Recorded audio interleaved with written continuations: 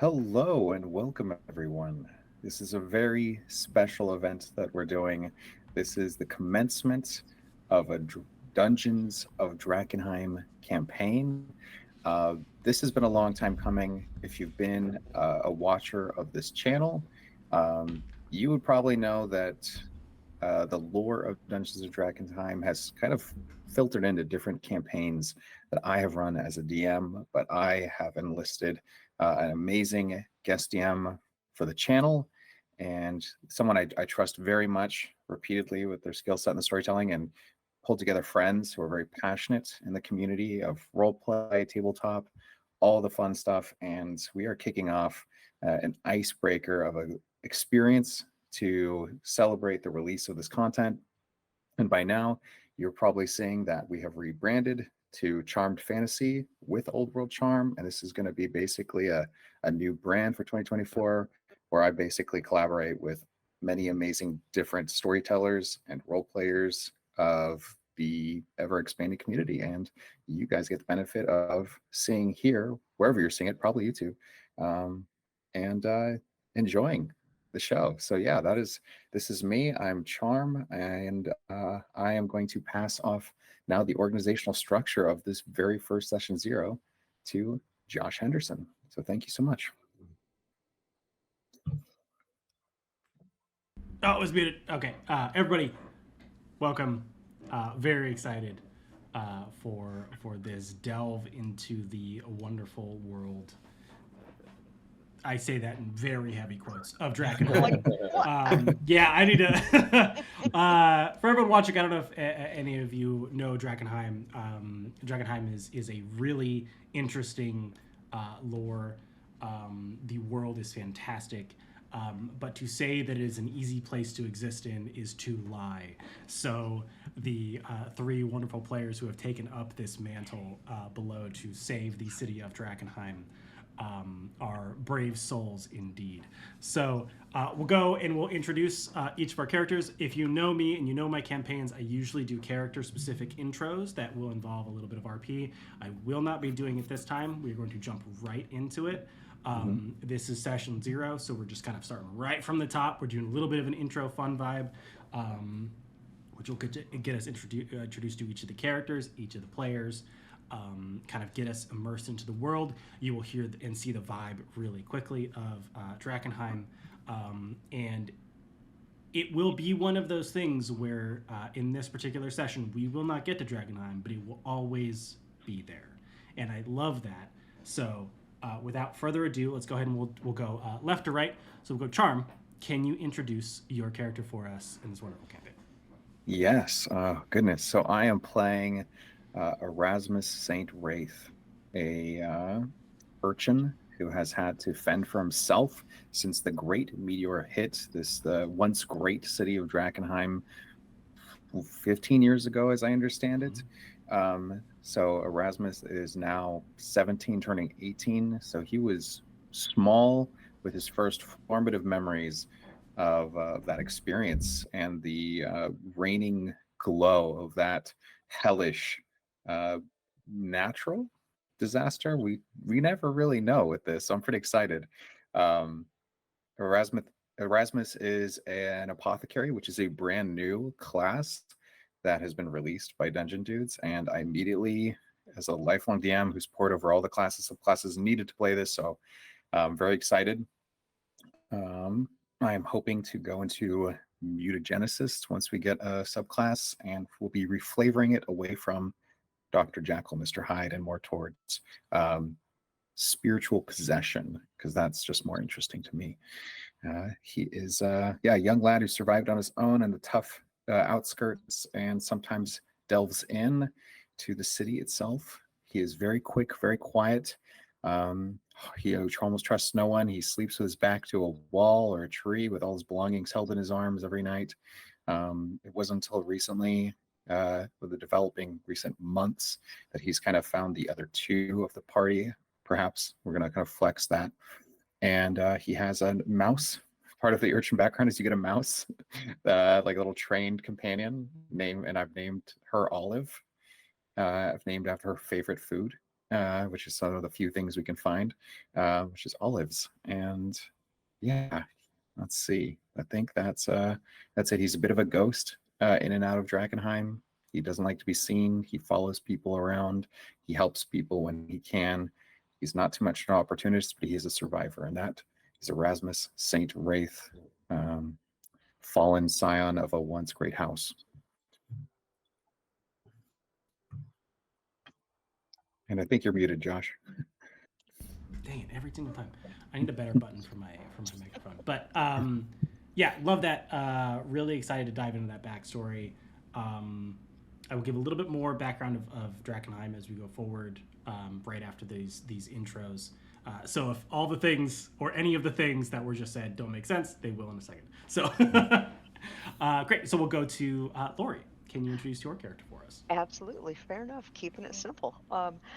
I am playing Ryan Deline.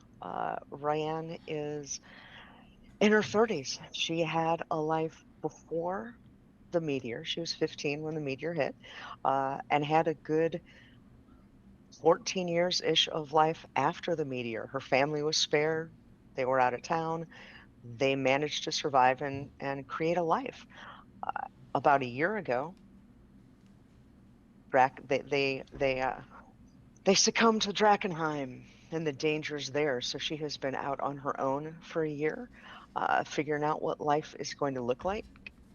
She's pretty motivated to protect innocent people and do what she can to eliminate the dangers that exist in Drakkenheim. She is a second level warlock, and I picked the warlock patron from the Dungeon Dues because, again, I want to kind of do honor and embrace their world as much as possible. So I am a warlock with a cosmic patron. This is going to be fun, man. Let's see what we've got. Yeah, it's rock and roll. And then great. And returning to the glorious screen, as always, Isaac, can you introduce your character for us?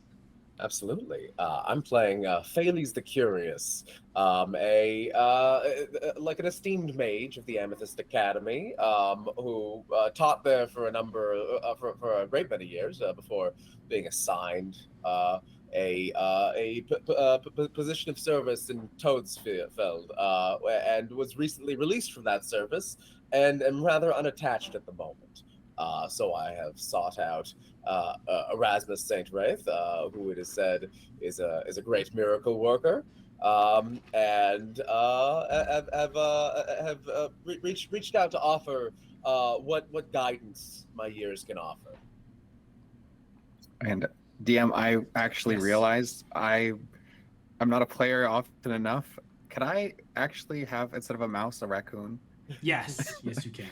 As I love raccoons so much. Yes, you can. You can have a trash panda. Totally fine. You can have a trash panda. Yeah. Yes. Olive the raccoon. I think honestly 10 out of 10 on that one. Mm-hmm.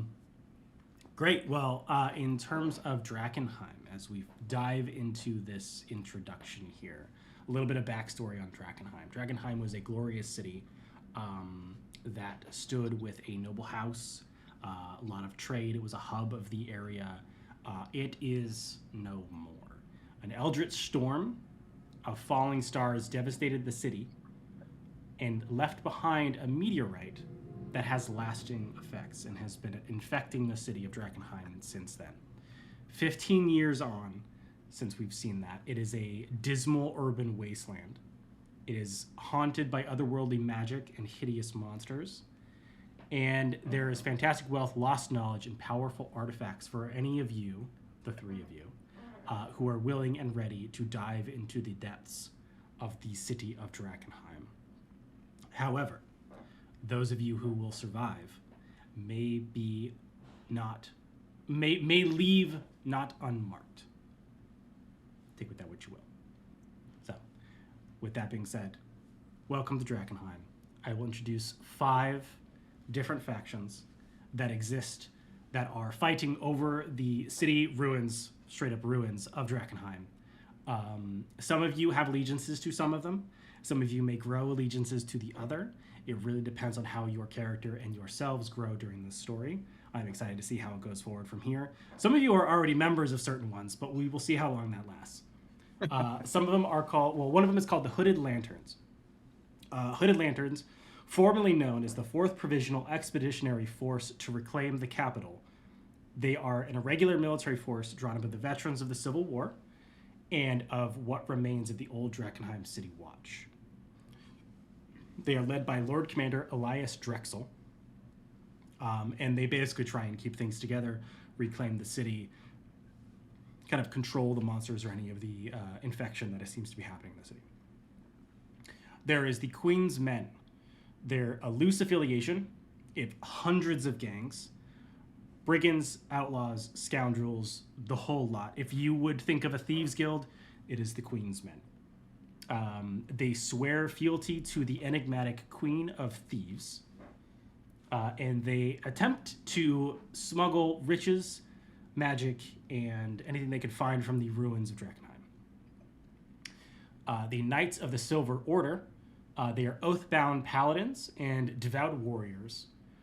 They are essentially, they have come to Drakkenheim to battle the otherworldly creatures and eldritch horrors that exist between, within the walls of the city of Drakkenheim, wholly bound and devoutly bound to destroy all of the infestation that lies within. Followers of the Falling Fire, they are a religious schism within the faith of the Sacred Flame. It is a new sect, and it is led by they follow the prophecies of the former Flamekeeper, Lucretia Matthias. And she attests that the delirium, which I will explain in a second, is a divine gift and needs to be adhered to and raised upon a pedestal as a gift from the heavens. The Amethyst Academy is a magical school. Sorcerers and wizards, they learn magic. It's very much a component of universities. There's a lot of magic happening within the walls of Drakkenheim before and after the falling of the sky. They are their strongest, or their greatest stronghold is the Inscrutable Tower. They are run by the Archwizard Eldric Runeweaver.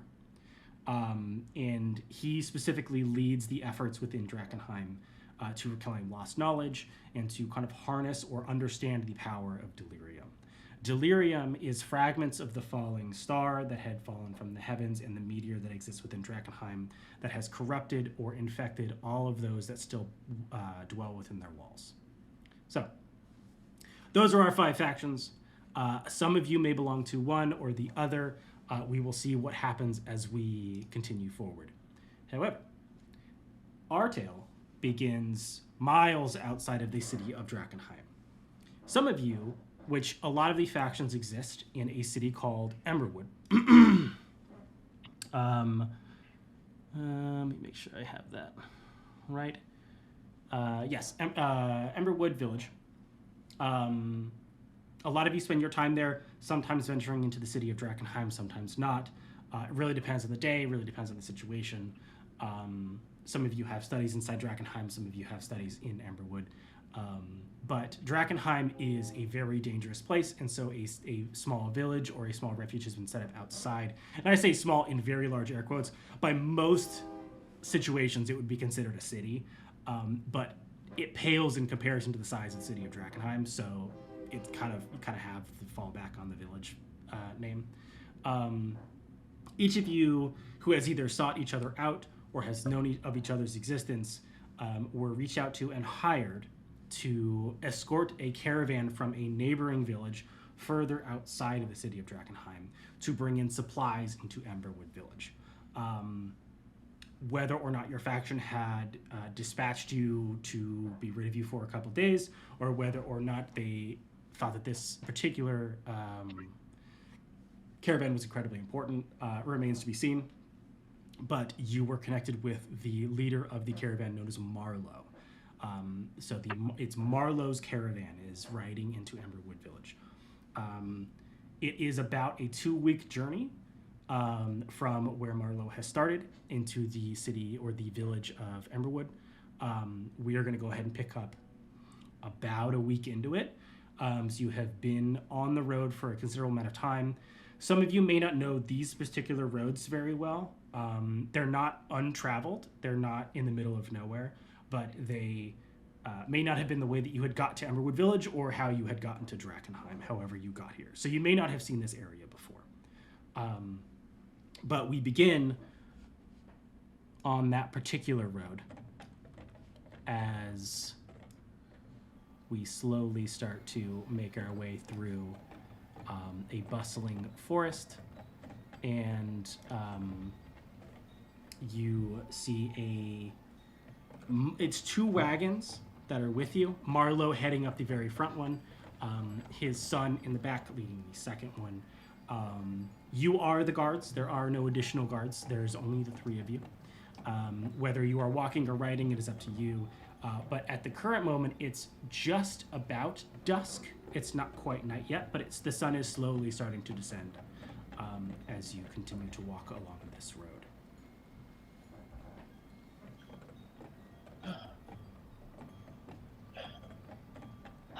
My goodness, how many hours are they going to keep traveling today?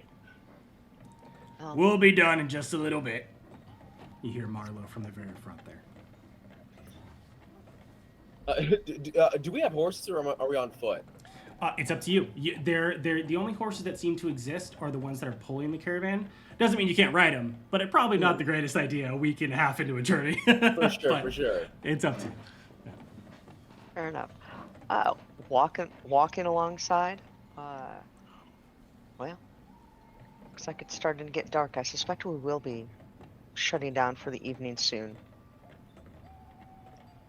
I should hope so. These boots are near worn out. I had no idea it was going to be this long. I mean, they said 2 weeks, but I kind of assumed, we'd move at a better clip than this.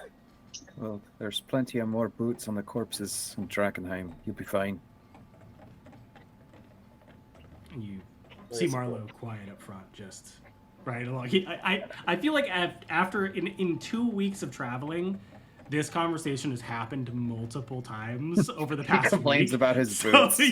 So Marlowe, this one is just totally tuned out. I'm gonna be tailgating the first caravan. Okay. 2 reasons. One, because it just saves my energy, and 2, it allows me to have a vantage point as a guard, just in all directions, and not just be blocked by the wagon that I'm walking next to. As I'm just kind of holding one of my crossbows across my kind of thigh, and feeding Olive as she pokes her head up, because I have a breastplate that's still just a little bit too big for my growing boy to man frame. And so she has a little spot that I've kind of made, like a little framework spot in the back of the breastplate, where she kind of hides out and pops her head out under the shema that I wear. And so you can see a little nose every now and then sniffing for the food that I might be eating at any given moment, and I'll just reach back there, and a little just wet nose and a little raccoon snout will grab the olive out of my hand. Something that might look like a terrifying abomination at night amidst delirium. Just a mouth coming out of a neck. Love that. So as you are kind of continuing down this road, the sun further starts to set. It's not quite golden hour, but it's starting to get close. You pass by what looks to be almost like an abandoned farm. The farmhouse, the barn, seem to not have been burned, but basically just reclaimed by nature. It almost seems like someone was farming here maybe during the era that Drakkenheim was at its height, and then abandoned when the meteor struck the city to find their safe livelihood elsewhere. But as you kind of ride through, Marlowe's looking around almost like this is a kind of a good place to set up camp. And you see, each of you kind of see him looking left to right. Can each of you roll me I'm going to do a perception check. We'll do first roll of the campaign. We'll make it a perception check as you approach this this kind of empty or abandoned farmhouse area. Okay. Ooh, feeling good. It'll be a 12 from me. A 12, great. 19 for me. 19, love that. The ever cautious. Yeah. That's Some would say great. paranoid. but 14. we'll say ever I'll never call myself paranoid unless it turns out no one's out to get me. Great. Okay. Let me pull this up.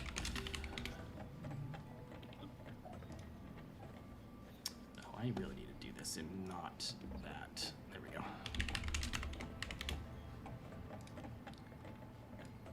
Okay.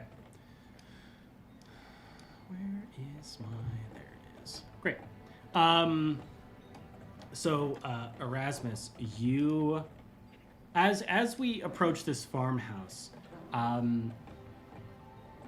you don't see it right away, but you get this, as is very common, your nickname or one of the things that you are called often as Ghost, which gives you a little bit of extra sense. Whether you know how to hide, you know how to see people who are hiding, is an additional component of that, which is really useful for the people that you see hiding in the bushes kind of off on the side of the road. You see them, neither of the two of you see them, but you see Erasmus kind of go stiff a little bit and raise the crossbow as the four kind of larger people notice that they have been seen and start to stand up out of the bushes, each with a crossbow in hand. And around the back corner of the farmhouse, walking onto the road, kind of a big, burly, thick, kind of muscle-wrapped man with a lot of scars on his face and his hair kind of pulled back into a tight ponytail. Large blade on his hip, riding not a war horse, but a horse very much suited to battle as opposed to the draft horses that is pulling both of the caravans. Kind of walks onto the road and goes, "Hold on there, friends. Looks like you're traveling on a royal road. And in these troubled times, we want to make sure that the royal road is well taken care of and guarded. Yes, of course.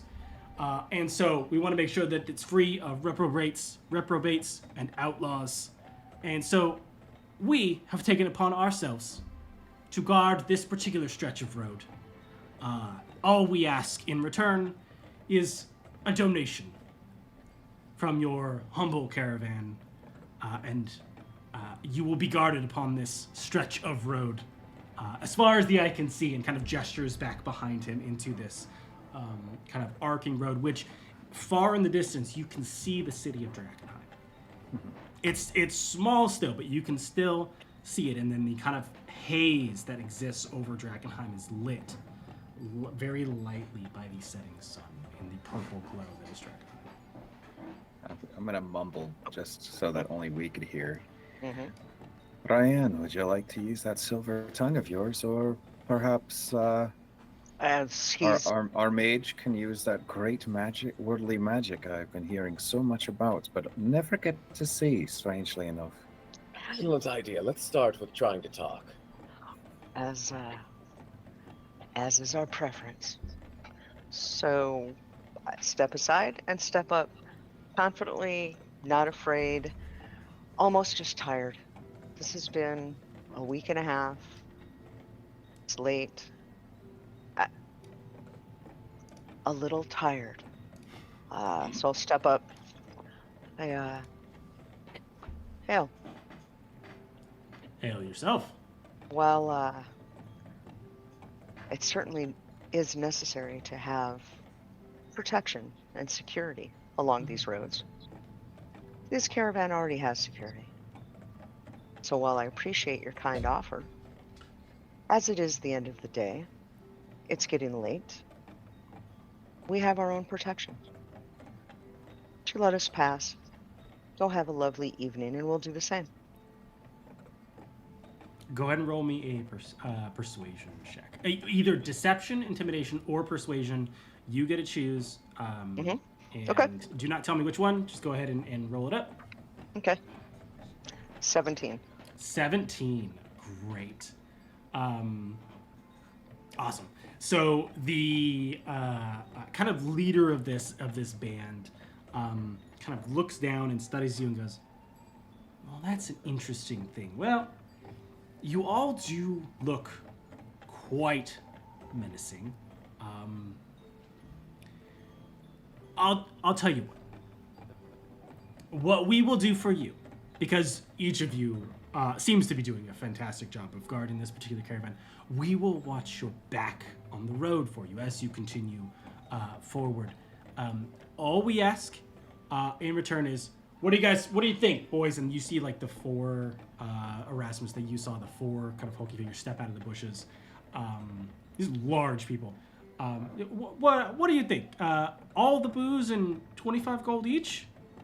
And they just that's a little low, but quite frankly, they seem like they're up to a good clip. We have 25, I think, is pretty fair. And he kind of leans forward, and his hand resting on his like scimitar blade on his hip, and goes, "What do you say? All the booze and 25 gold each." Sorry, DM. How Yes. are these fellows positioned? There were the four that were in the bushes and the one that rode up, right? So there's one in the front. So right at the very front of the caravan, on a horse. Quite frankly, it's not a great looking horse, but it's not a draft horse. It's not a work horse, right? It's a riding horse. And then there's two on each side, and they flank essentially both sides of the first caravan. So Erasmus, you are behind all five of them technically. However, the first bandit is in front, essentially next to Marlowe. And then ran wherever you chose to stand when you addressed them. And then Pheles, wherever you have chosen to stand kind of in this situation. I imagine there is some kind of budget for paying off brigands, and I imagine this probably exceeds whatever we've talked about in the past. Yes. And so I'm going to call out, we don't have a great deal of booze, but you're welcome to it.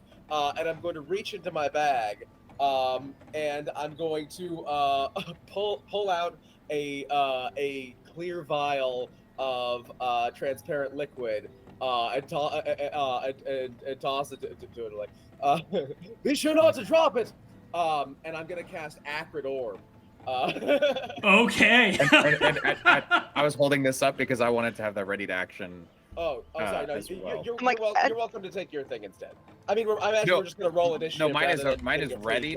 As in, like, I was like wanting to make sure my reaction was a more violent prone one with my weapon in hand, but waiting to see what the adults did. So I was trying to not interrupt you for that. That's fair. They're not surprised though. So probably if we're doing things, initiative's just gonna be rolled. But, so I am describe at to least me. pulling out a vial of acid and pretending it's liquor and preparing to toss it over at him. Okay. So yeah, depending on the next actions, we'll probably roll initiative. So yes, Ran, what would you? One, where are you standing? And two, what are you? I was unfortunately, I think that I was the closest to them because I stepped up to talk to Dude. Okay, so are you in the front of the first caravan? So you're like in front of Marlowe? Yes. Okay. Yep. Okay, great. Yep, great. Excellent. And I am not quite done talking. Okay. Oh, sorry. And no, it's great. He's in the back just like, take this. No, and that's perfect. Let me talk. Let me distract him. You guys get ready. We're good. That's true. I mean, they're well aware that this might be a fight. I don't think we're getting surprise on them. I'm not hoping for surprise. I'm just like making it known that I'm expecting this. Yeah. We're So everyone here we'll knows say what's both happening. of those are readied actions. And so if when in the event that combat starts to pop off, both Erasmus and Pheles will get those actions as readied actions at the top of the round. I mean, personally, I'd prefer to just do it through initiative because I really don't want all of these guys readying actions too. Well, so the idea is that you would get those depending on what's said next. But we'll do that in initiative order. That's totally fine. So Ryan, what were you going to continue saying? Not pleasant. It's pretty. Yeah, you know that what you're asking is pretty rich for the average traveler coming through. Feels a little greedy to me. Might you want to take one more moment to think about? Is this the night? Is this the caravan? Are we the ones? Might be a much more quiet night if you just let us pass. All right, that's an intimidation check if I ever heard one. So I'm gonna need an intimidation check. I'm not gonna give you an That option. feels That's so what I badass. want. I love that. Ooh, yikes. 16.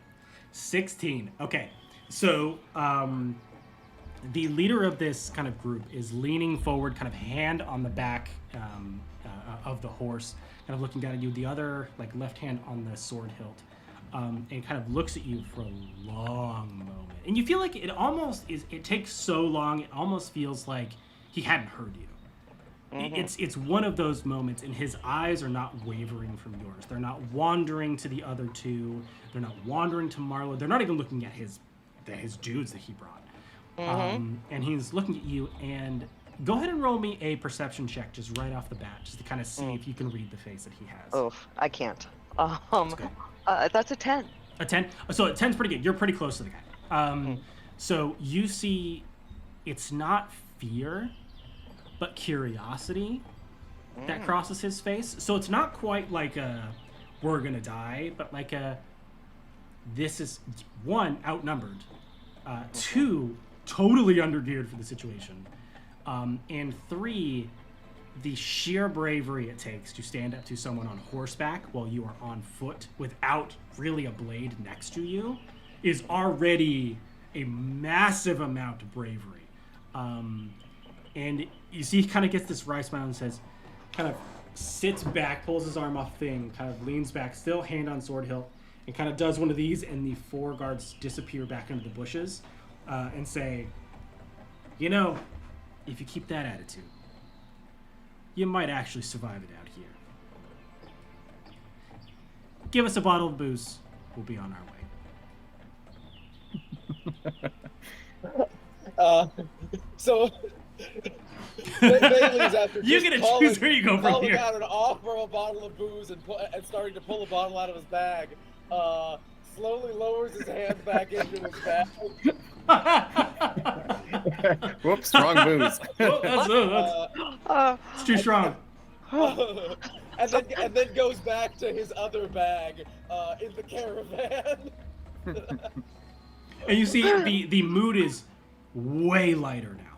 The four have kind of disappeared into the bushes, and you could see them kind of walking towards him, essentially back to the farmhouse. You know, he himself is kind of relaxed on his horse now. You know, at this point, no longer antagonizing, essentially just asking for, like, hey, do you have libations? Because one, it's starting to get night. We don't really have any. And at this point, we're not going to rob you anymore. We're just kind of asking for a fun bottle of booze just for giggles. That's kind of the vibe that has shifted a bit. Sure, for a fellow traveler on the road. And I'm gonna bring that over to him. It's just like, thank goodness, I was about to kill your horse, and I was gonna feel pretty bad about that. He grabs the bottle, like, just literally pops it open and just drinks it and goes, I'd have felt pretty bad about that too. And kind of just reins his horse in and starts to kind of, like, walk back towards the farmhouse, following his kind of four people, and kind of shouts back over his shoulder and says, name's Bogdan. You know, if you ever need any help, look me up. The three of you seem like you can handle a tussle. I might see you in Emberwood, but look me up. Are you with the Queen's men? He kind of, like, just waves the bottle. And it's hard to tell if that's, like, a yes or, like, a goodbye. But it's not a no. Like, it's very clear that that's not a no. Either he didn't hear you and he's just waving by, or it was like a yep. Okay. You, in your history in Emberwood, as all of you have, there's a lot of thieves in Emberwood, and specifically with the Queen's men. There's a bunch of them. It is entirely possible, and probably most likely, that they are part of the Queen's men. Okay. So Bogdan of the Queen's Men is what I'll put in my little notes here. I'm gonna turn to Ryan. That was quite well done. I love horses. Were you really gonna kill the horse? Oh yes, immediately. No, if you the thing to do with a mounted opponent is always well, I mean if you have acid, to throw it in their horse's face. Yeah, they hate that. I mean, but why? Well, then they fall off and hopefully But- break a leg. But wouldn't Makes them- someone fall off if you threw acid in their face? Quite possibly, but horses are bad at dodging. I'm gonna just kind of take his sagacious wisdom with well thought out violence as like, right? Yeah. If somebody approaches you mounted, always kill their mount first. It's not precisely the honorable thing to do, but just a best practice. There's no place for honor here. Do what No. needs to be done. I like to just think there's some Really place for like honor. animals is all. You take whatever. You take it where you can find it. Reasonable. Well done. And whew, I'm glad, Ryan, you've got all the steel in your voice that we'll need on us all. Well, out here it seems to be important that we have more than one skill set. If we can talk them down, we do. And if we can't, and she just kind of rubs her fingers together and a couple sparks. Quite right. Words are cheaper than magic. Yes. Yes, exactly. Aye, magic has a price. All And right. we've already been paid. We don't get extra to cast more spells. I'm gonna look over. Marlo, you all right? Are we good to go? And you see him kind of sitting at the front. He doesn't really look that shaken. He's kind of surprised, but he's like, it seems as though Marlowe's kind of a veteran on this road. And he just kind of shrugs and goes, it happens a lot, I'll be honest. Thank Devins you guys were here. I mean, it's Ryan, fantastic job. Quite frankly, never seen anyone be able to talk any bandits off of a road before, but that was impressive. But we'll go ahead and we'll keep moving a little bit further down the road as opposed to camping next to the farmhouse, which they probably live in, and Well, kind of just whips the horses kind of back into a trot and starts to move the caravan forward. oh yeah, I've seen Ryan talk eggs out of a nest and bark off a tree. That one. Is that so? And while you guys are talking, she's barely listening, but is writing down a little bit in her journal, kind of looking at the farmhouse, getting a feel for where it is, and just kind of jotting it down. Just paying attention to what's around. You never know what might be needed in the future. Yeah, I'm gonna just sort of as we're moving on, I'm just babbling at Erasmus about like like a treaty of like acid spell or a treatise on acid spell usage that was very seminal in the field, and like essentially just trying to show off that I can remember that I have read this thing and remember the author, and I met him personally once. Excellent fellow. Hates horses. Hates horses. That's amazing.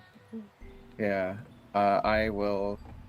I'll listen, like someone who would have a lot more energy, enthusiasm a week and a half ago, but is not like disrespectfully like tuning someone out. Like it's Erasmus's observation that he can always learn by keeping people talking around him, and it just happens to be that with this very talkative mage that the ratio of usefulness is less but still there.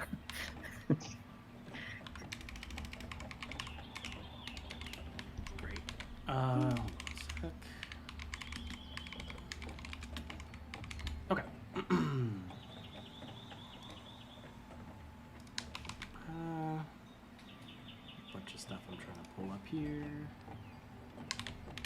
There we go. Okay. So you continue down the road, make camp. Nothing happens that night, which is great because if the bandits were to circle back or decide that a bottle of wine is not enough to sate their thirst for whatever you had in the caravan, it would have been that first night. Looks like they're perfectly fine. They did not swing by again. You were not accosted again by them at any point. So you seem to be in the clear, as it were. You continue on your journey. So I'm trying to pull this up. And this is not... Anyway. You continue your journey, and the 2 weeks is kind of coming to a close. You have now been multiple nights since the kind of bandit encounter. It is now a foregone memory, of which the reason you were hired was to handle this. Pretty well taken care of. You've moved on from it. You now see at this point what is a sight that is familiar to each of you, the external and some of the internal visions of Drakkenheim. It is a large walled city, constantly seems to have some type of purple haze or glow around it, especially at night. You are not approaching the city walls yet. You're still a couple miles out of it, but it is much closer. And as is very often with Drakkenheim, the closer you get, the larger and more ominous it seems. There is a road that runs parallel to it, which you each know. This is a road that you are pretty well traveled in. Will take you to Emberwood Village. You are only about a day or so out. It is the final night before you actually arrive in Emberwood. So you can kind of see the lights of the village. Again, village is the wrong word. It's much bigger than just a village, but in comparison to the vastness that is the city of Drakkenheim, Emberwood's a village in size, but very much a city in its own right. So you see the lamp lights and the smoke from the taverns and the various different guild halls and all of the kind of nighttime either festivities or watches that take place in Emberwood. Out of reach, it'll take you about a day to get there. Night has set on this day, but you do know that come the dawn and the end of the next day, each of you will either be back home or closer to your goal of getting into Drakkenheim. As you are settling down for the night, you kind of are ringing the campsite with the two wagons. Marlo is there, hanging out. You guys are having some food, maybe having a drink or two. Each of you roll me a perception check again, this time with disadvantage because it is late at night and not a busy road, but not an untraveled road. So.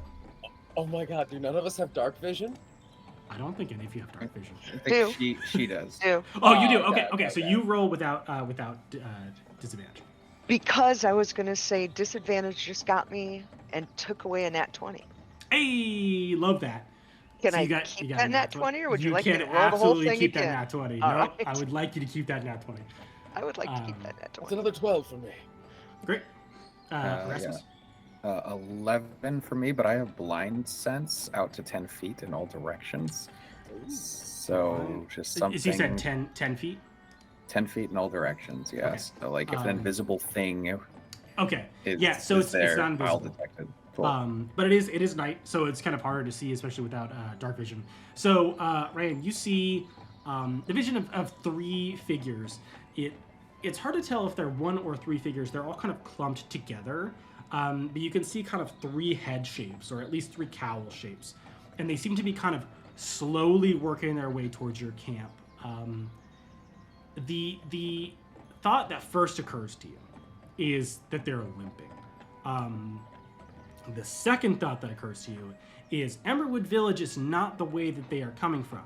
The way that they are coming from is the walls of Drakkenheim. And so your thought immediately pops in your head is this is not the correct way for travelers to be moving from Emberwood. But the three kind of slowly make their way forward. And as they start to kind of appear into the campfire light, you see it is just three, it's like three humans, at least as far as you can tell, two humans and then one with a cowl over its head, a cowl and a long cloak. And the two other humans seem to be kind of shepherding the person with the cloak on, and they are limping into the firelight.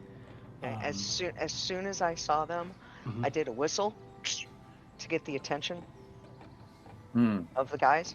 Right. Just a yeah. Yeah, we have like a code. Yep. Just a whistle. Here we are. Awesome. So yeah, at this point, each of you is now alerted to these people walking into your camp, and they just limp into the firelight. Everybody, roll me another perception check as you're kind of looking at them now in this firelight. As now that they're much closer to you, you can get a much better view of what's going on. Much lower. Love that. Yep. Also lower. Okay. Another 20. Love that. Okay. Oh. So Isaac, these are your dice. So I think I'm starting to get up and late to be traveling, heading over near them. love that. So you see the three of them kind of hobble in.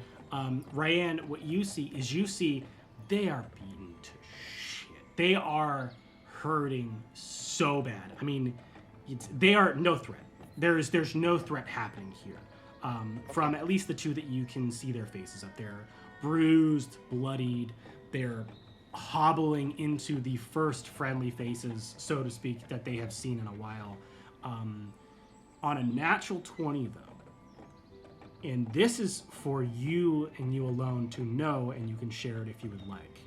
You know the effects of delirium on a person. You are seeing the effects of hard delirium effect on the person who is roped, which means that on their skin is splotches of like a purple black that is slowly starting to not spread, but it looks like it's not going down.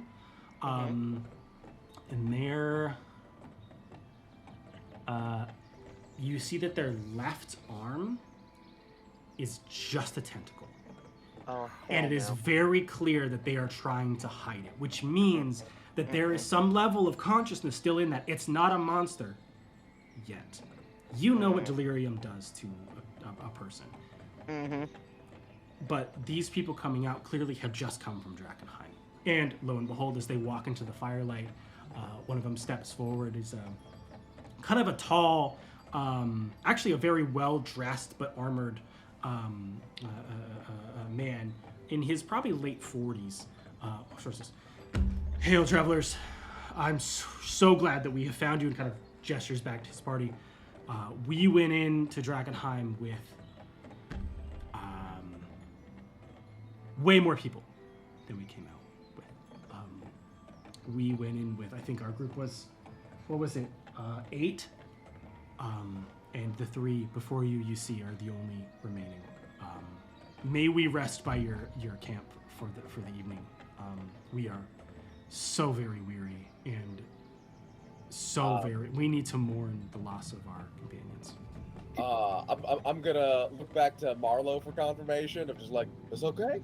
Yeah, Marlo's sitting there being like, I mean, it's fine. They're just, they don't seem like we could take them. There's 3 total. There's 3 total. And so one is robed and the other 2 are human. Yeah. So from what you could tell, they're all human, or at least humanoid. Okay. And it looks like the one in the robe, at least because the 2 of you didn't succeed your perception checks to see this particular thing, all you can tell is that there is another human under there, or another humanoid under there. But they are taking great pains to at least cover their left side, and it looks like they're hurt and bloodied and bruised as well, and they're all limping kind of forward into the camp, or at least at this point standing on the firelight. Got it. And I'm absolutely going to scoot back to one or both of the guys and Probably not say anything, but look at them and then look at the robed individual. Mhm. Look at them, look at the robed individual. Not saying anything, but trying to get them to follow my eyes and take a look at that. And as I've stepped back, I'm going to stay back because that does not make me particularly comfortable. I rolled a 4 on my perception check, so I don't think I noticed your signaling. But I am gonna, I am gonna go up to the one that spoke, and say, yes, absolutely. I hope this is not too forward. Would you mind if I took a look at your wounds? I'm something of an expert in the anatomical arts. I have the medical expert. Love that. Okay. Feat. Yeah. Yes, I'd love to. I'd love to see if I can do something to ease your pain. That would be fantastic. Me and my friend here, he gestures very clearly to the one not hooded, and says, "We very much would need at least a little bit of tending. We're not dying, but it would be very helpful if we can get back on the road in some good condition to make it back to Emberwood or beyond. We are leaving this cursed place. Our wounds, physical and otherwise, are too many. We need to be gone." Oh yes, of course. Not everyone's cut out for this kind of work. And so just mechanically, what I can do here is over the course of an hour, I can remove like 1 level of exhaustion, cure 1 disease, or remove the charm, frighten, paralyzed, or poison condition from them. Okay. And they can and they get 2 hit dice to spend on this. Nice. Yeah. Love it. Okay. That they can heal up. Are you sure your friend doesn't need any care? I'm quite expert at these kind of things. He looks back at his friend in the hood, and looks back at you, and there's a look that crosses his face. You're close enough to be able to see it. What it is, you can roll. I'll say insight, yeah, to see if it's see if you can kind of tell what it is. Ooh, okay, that's a 20. A 20, Nice. just 20, love that. You see a mixture of suspicion, but not like overt, not like, hey, you're gonna do anything, but it's immediately followed by concern, and quite frankly, panic. And he turns to you and says, just the 2 of us. Our friend here, I think, is as skilled as I think that you may be, is possibly out of your care. But I appreciate it, and we appreciate it nonetheless. You're saying he's mortally wounded? And mortally is a strong word to use, but getting him away from this cursed place will do him wonders, as opposed to any level of healing, unless you would like to part with where did this go? Oh my god. Any kind of magical medicine you have, I would love to rifle through and see if there is a specific herb that I need. I have some magical medicines of various potencies. What manner of condition is this? If Is your you're friend- honest with us, yeah, is your I was friend just trying to give you an struck advantage. Oh, thank you. Yeah. I was trying to give you advantage by saying, if you're honest with us, we can be honest with you. Yeah. We'll share fire and more. He rolled really low on his deception check. So you can tell immediately the next thing he's going to say is going to be a lie before he even says it. There's a hesitation, a look back, look at you, a thought, and then goes, "Oh no, it's just a look at any poultices you have would be incredibly helpful. There is no death's door happening between the 3 of us. It just the city has not done us any favors." No trouble at all. And I'm going to show him my disappointing collection of non-magical medicines. He takes one look and it's like, sadly, I do not think that this will help. It doesn't even rifle through it. Just looks at it and is like an immediate clocks it. Over the time we're spending with them, do I gain any clues that of what might be going on with their compatriot? You can go ahead and roll. I'll have you roll. Let's say insight. How often would you say that you have been in Drakkenheim? I don't think I've actually been into Drakkenheim. Okay, so go ahead and just roll it flat then, if that's the case. But I think okay, yeah, let's see. Okay, and sorry, that was an insight check. Yes. It was a 14.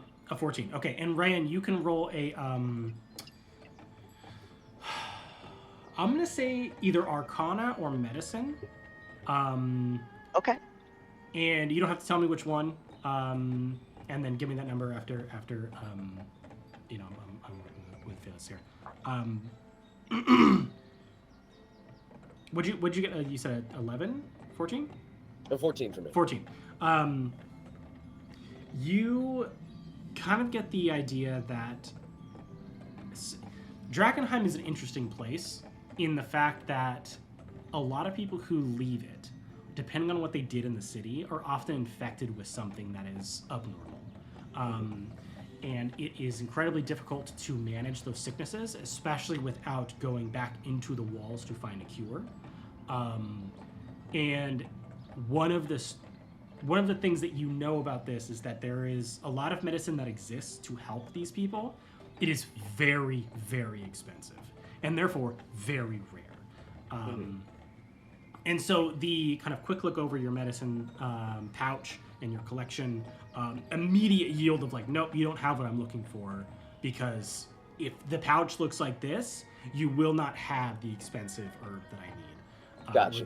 Poultice that I need. And so based off of that, you can infer that this is some level of great infection that has come from Drakkenheim, where you don't know or why you don't know. But the inference there would be that there is some level of sickness that is happening that is deeper than just a flesh wound. Okay.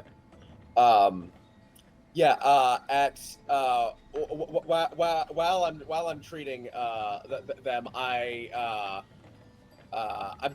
going to slip the one who spoke a note at some point. Okay. Just like maybe like not even into his hand, just like put it into his pocket or something. Okay. That he will hopefully find later. Saying that if his friend doesn't make it, I'll buy his body. Okay. Okay. Go ahead and roll me a sleight of hand, and while you're doing that, Ryan, what'd you get on your check? 14, 17. 17. Okay. Based on the description that's being given to you, you work with delirium. This is your thing, right? This is like one of the major studies that you have.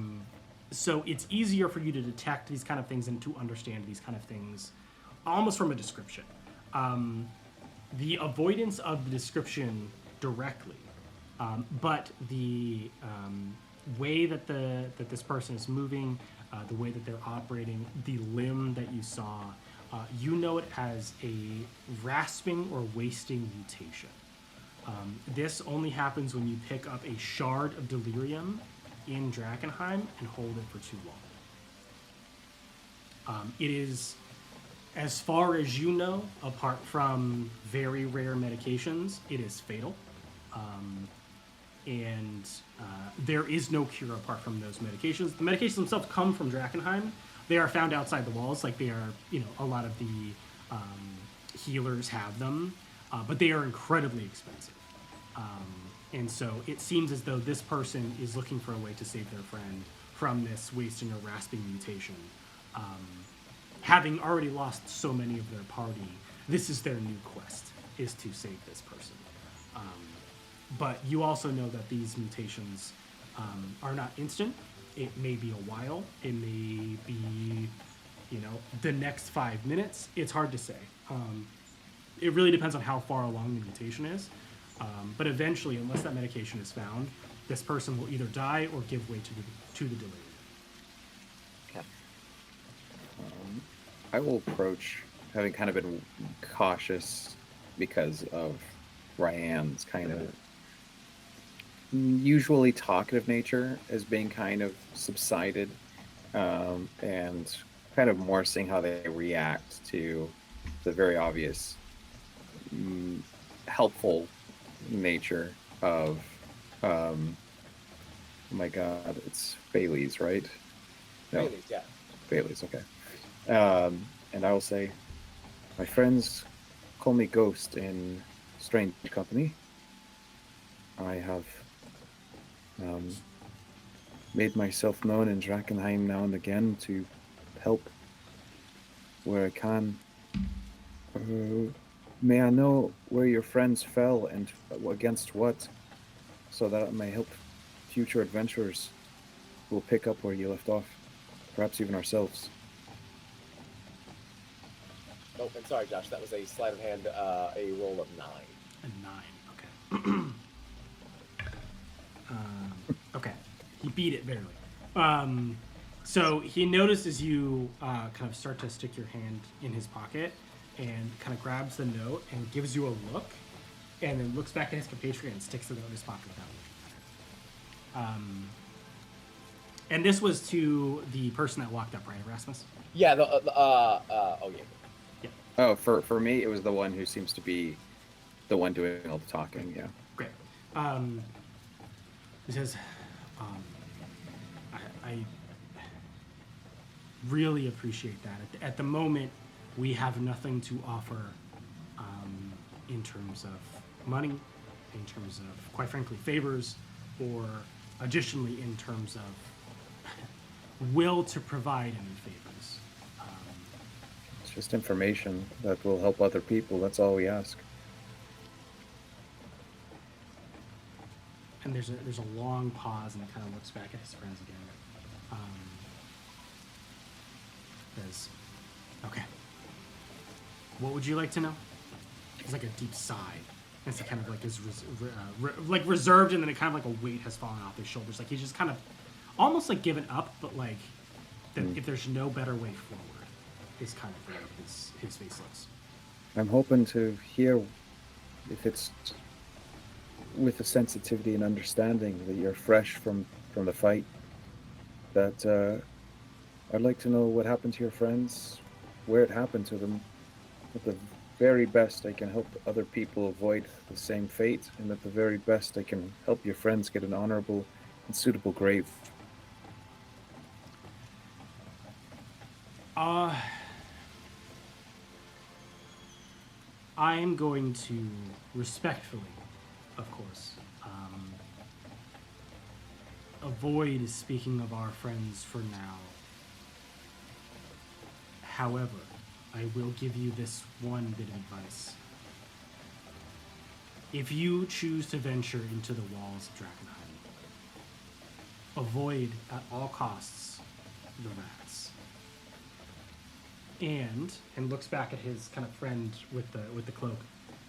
Do not pick up any strange glowing crystals that you meet, or that you come across, or are handed to you, or you find. If you value your lives and the lives of those around you, do not go into the city. But if you do, avoid the rats and do not pick up any crystals. Erasmus, the things that he has just said to you, those are like 101. Like Yeah, Drakkenheim, like I'm not- 101. I'm do not not do impressed. these things. You're like, okay, great. I'm like this close to casting sleep on these guys Yeah. and like searching them for the intel. Yeah. And that's kind of like all he gives you in terms of their deaths. He seems kind of reticent to kind of give that information. It almost seems like the grief is too near. That it seems like this almost just happened. Like it seems like they are fleeing from the city, that whatever happened just occurred. And so they are like panic running away from this place, and now have finally like calmed enough down that they are feeling their wounds and are now slowly starting to work their way back to whatever place that they can get to that is away from Drakkenheim. He kind of continues on in that and says, however, what we can give you in our time spent in Drakkenheim, I can give you a few rumors that I have heard in my time in the city and some of the things that I have seen. If it will help on your brazen, idiotic quest, if you choose to go into Drakkenheim. Watch your words, friend. Let's not cast stones. And kind of looks back to his friends and says, at this want you to point, know it's that all we have to cast. some of us don't have a place where we can flee to call home to. Some of us, Drakkenheim is home, and we're trying to fix it. Well, good luck. And sincerely, I wish you the best of luck. However, that place is cursed. And, in my opinion, will remain cursed. We'll hear your rumors, and we'll speak fondly of your wisdom in leaving, while you are, while you still have friends beside you to walk away with. It's hard times. That it is. Okay, so he's got 2 rumors Give to me your share. lore. Give me your fucking lore. He's got 2 rumors to share. So 2 of you. Actually, I'm gonna give you 3 because it's fun. 3 of you, all 3 of you, roll a D100 for me. Ooh, shit, yeah, I love this. If it is the love same rumor, I percentiles, will not give it chance. to you twice. I will give you 3 individual rumors. That's a 90. 97. 97. 90 and 97. Those are 2 different Stop ones. Okay, it. great. Love that. Yeah. Yeah. Wow. 93. 90. Whoa. And that's a separate one too. Okay, love that. Okay. All right. So as he sits down with you, you learn that the 3 of their names are Ludwig von Graf. He's the person that you have been talking to. He is a noble, essentially trying to find. When you said some of us call Drakkenheim home, you see across his face rage. But you weren't sure why, didn't really get into it. As you sit down and start to talk, it becomes clear he owns an estate in Drakkenheim, right? Drakkenheim is his home, and he went in there to go and collect the deed to try and find the deed to this estate. To 1, prove he had it, and 2, kind of reclaim whatever titles came from having that in Drakkenheim, and reclaim some type of, seems to be a fallen noble or something. And was the Ludwig? Ludwig von Graf. The second, and the hooded figure, as Ludwig kind of continues to speak, her name is Endra Jansen. Seems to be that she was just a scout that went in seeking fortune, riches. This is a normal thing for Drakkenheim, but there were a lot of debts that were owed to the Queen's men, attempting to pay that off. So somehow gather enough treasure within the walls of Drakkenheim to pay off that debt. The third, and he introduces himself, Rickard Voss. Looks like he joined up with this less than merry band of adventurers as a veteran of the civil war that broke out after Drakkenheim fell. And he has returned, and he's looking for his lost family members, whether he finds their corpses or them individually. He is looking for some knowledge of them within the walls or external to the walls. At this point in his journey has led him inside the city itself. And Um, which one was the one with the withered? Is this? And- Are we talking and- about identifying these people? Yeah. So Okay. Endra is the hooded one. Okay. And Ludwig kind of takes up after that. And in the agreement, settles down. Marlowe hands essentially each of them, apart from Endra, because Endra refuses essentially everything that is handed to her. Apart from a plate of food, which is put onto her lap and very slowly eaten with one hand. The cowl never leaving her head, and the cloak never opening at the left side. Ludwig starts to describe certain things that they have seen or they have heard of or they have run into within the city. He starts by describing, essentially what he does is he starts by asking you individually how much you know of Drakkenheim. So he starts off by kind of quizzing each of you what you know of Drakkenheim. So if the 3 of you could kind of give me just a quick and dirty, like, how long have you been in this area? if you have been into Drakkenheim and typically what you do there. You don't need to give the whole kind of backstory, but just kind of like what you would share with a stranger. Erasmus, we'll start with you. Let's see. I go by the ghost. I have spent my whole life trying to figure out my fate with the city. I've seen some horrible things, but it's all my memories are only of the falling star and everything after that. I spend what magic I have by blessing or curse to help people who have seemingly the same intention to try and remove the curse of the city or reconstitute its sense of home to people. I don't spend too much time in. I follow mercenaries, silver knights. I'm quiet as a ghost most times, and I make sure to follow people who don't take violence as a first option to finding a child following them in the shadows of the city. I usually avoid those types who are looking to cut throats and ask questions later. Right. And how much time have you spent within the walls of the city?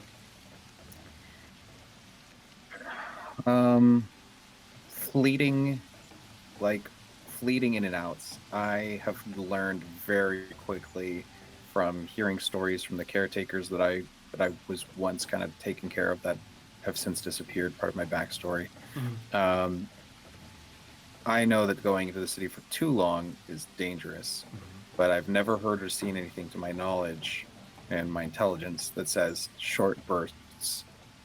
You could have numerous ones as long as you abide by the code of not getting greedy or ambitious. And so I've had a lot of little encounters, mostly following the 5 factions wherever I could find them. And kind of looks to you and says, "Smart kid." And looks to you, Rayan. And what about you? What is your experience with the city? There's a little bit of a sigh and definitely some reluctance. Not a big fan of talking about the past, because what's significant now is the present and where we are. That being said, I grew up in Drakkenheim. Lived there for 15 years before the meteor. Fortunate, we were in Emberwood Village. My family and I, when the meteor came down, stayed there, stayed out of Drakkenheim. About a year ago, we tried to come in, similar to what you're doing. Go to our home, go to our business. Say I was the only one who came out. And in the past year, I've spent most of my time on the outskirts, in and out of the city quickly, not very often. Go ahead and roll me insight as you describe those things. Okay. Ooh, that's a 12. 12. It's pretty easy. Ludwig is not masking it. There is immense sadness on his face as you tell your story.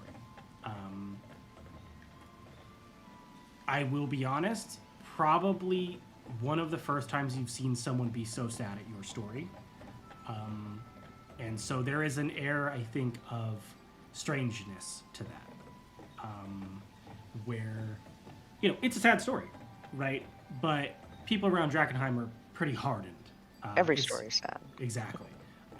So to see someone unmasked completely, just almost not moved to tears, but very clearly sad at what you just told, who he himself may have a very similar story. He also lived in Drakkenheim, is a bit strange. It's a little bit of a bizarre thing. And Ewan looks to you, Felice. How about you? What is your experience within the city? Oh, well, this is a particular area of interest for me. I've done an enormous amount of studying and not research as such, but collation and analysis. Yes. I haven't been inside the walls precisely, but delirium's fascinating stuff. We haven't begun to plumb the depths of what can be done with it. And those gaps in our knowledge are very exciting. There's some people that can survive sustained contact with it unshielded. It's wild. And you see, like, as you keep talking, he's like getting more and more upset at what you're Right. saying. He's just like, What? No, terrible, terrible stuff. Anathema, of course. But if such people could be a study persuaded to share their resilience. Imagine what could be accomplished.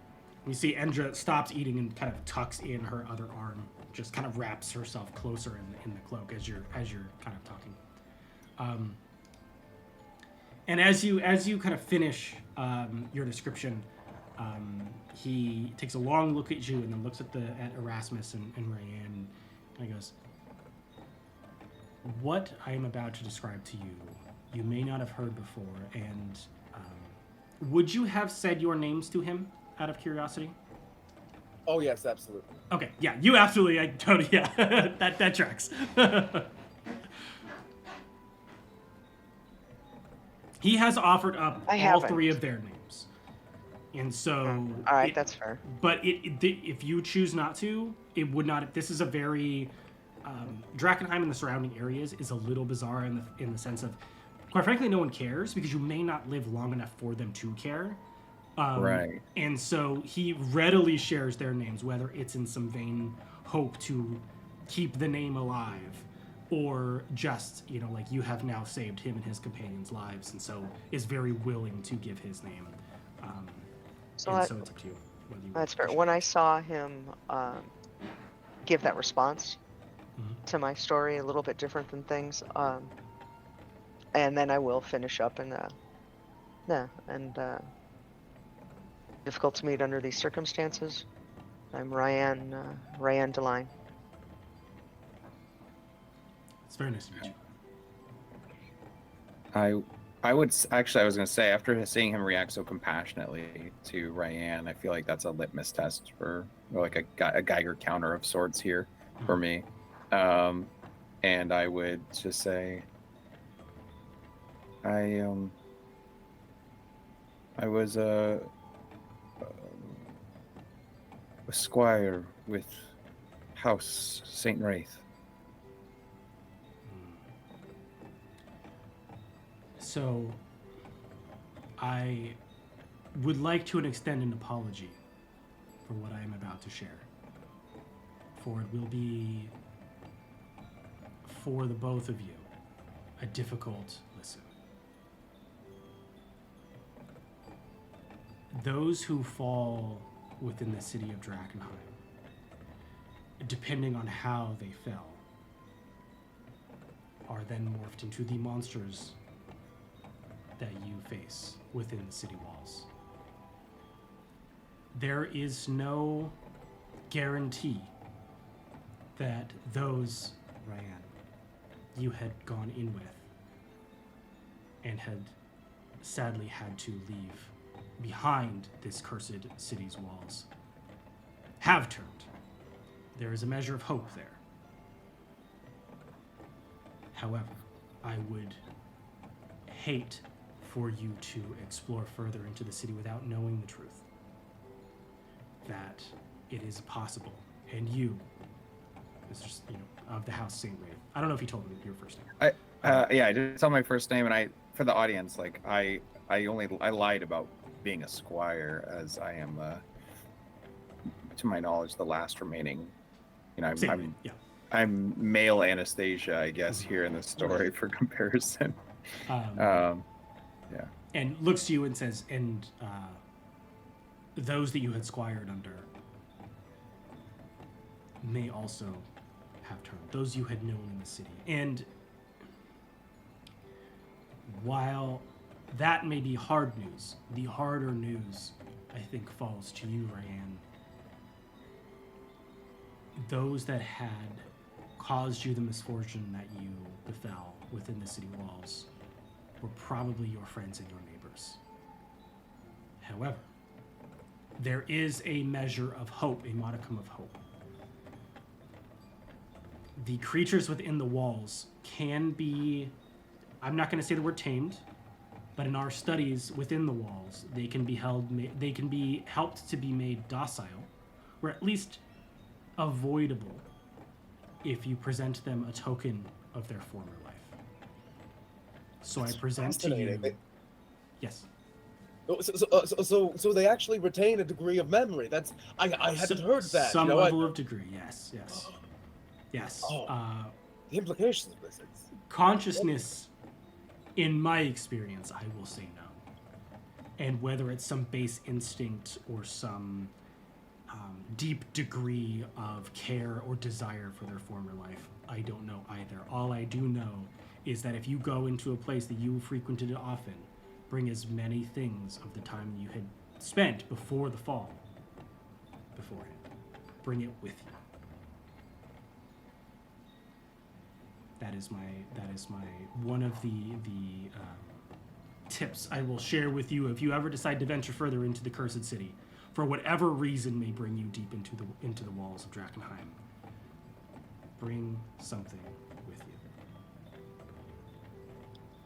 you. And I guess just a follow-up, you said that tames them, controls them. Tame is not the correct word. It makes them docile. If you were to hand a creature that resembles someone you knew from their past life, if you were to present to them a necklace that they loved, or a teddy bear that they enjoyed, or a cup that they drank from often, their favorite mug, they will become enamored by it, and you will be able to slip by. They will not return to their conscious self. It needs to be said, I have tried. You cannot speak to them, but you can pass without incident. This is good information. And I am sorry if you ever have to use this information. I apologize ahead of time for you, what you may feel when you have to use it. I appreciate your sensitivities, and this is the world we live in. Sadly so. Now, the other two pieces of information are less heartstringy, at least to you. One of which is, I don't know how deep each of you have gone into the city, or you may know a little bit about the city, having spent some time there. There is a clock tower within the city walls called the Cosmological Clock Tower by some, especially in Emberwood Village.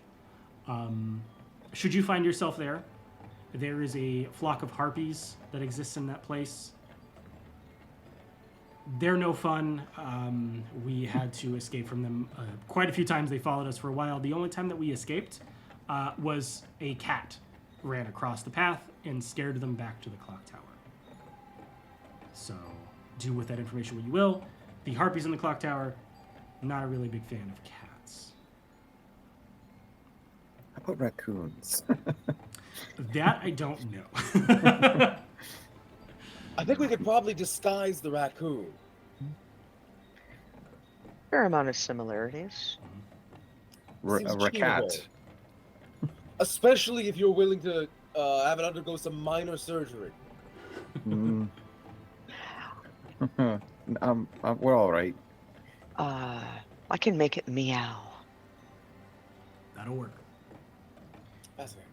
And the final bit of information that I will give to you.